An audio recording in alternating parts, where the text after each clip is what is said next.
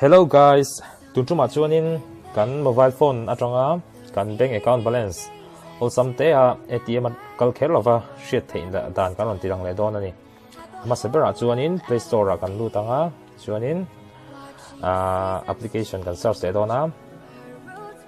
bank balance check ti kan search le don ta ni chuanin ti hena lo langa kan application du takachu he tilaya an rating po 4.8 hi bank balance check ti kan click anga he kan install don ani chuanin kan install zo khanin kan open anga he ta chung bera hianin all bank balance ti hin kan click lenga chuanin ti hena lo lang lenga kan account nei na bank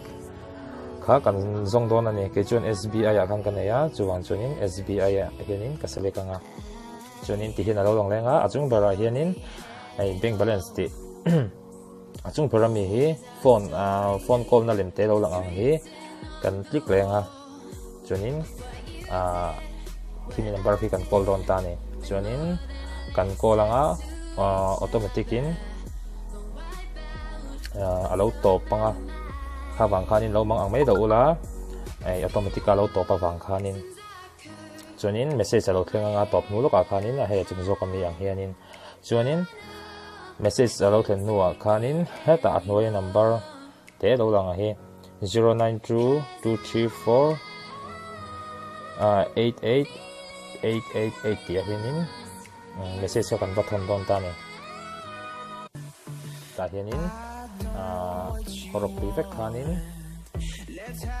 reg ti kha kan type panga chuanin space kan ta chuanin ta hianin kan bank account number kha chuanin kan type panga chuanin i-link number zo ka khanin ibathon don ta ni he number ka type chu example ni khanin ta chuanin i thon huwa khanin message ka lo thleng lenga chu message so thleng chu he ho zo kami yang hianin i dong lenga message ka in register to thu kai dong don ta ni chuanin in register so kami ron thon ton huwa khanin application abo khani lut lenga chuanin hianin achung abo kinin bank balance ti abo kinin click lenga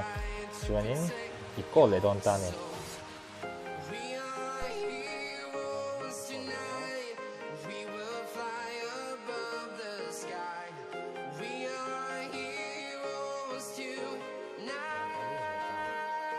Tuhan automatic kana top data chuanin message box karon thang eta ti hianin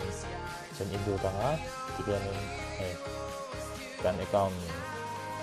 balance on zat paisa kan nan zat ka ti hianin message kana ron thang to mai don ani khati zong khani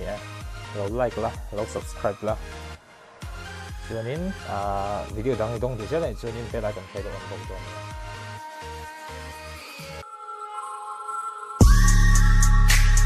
outside in the all black rock 10 rolled up when I'm out. Say they all wanna live, but I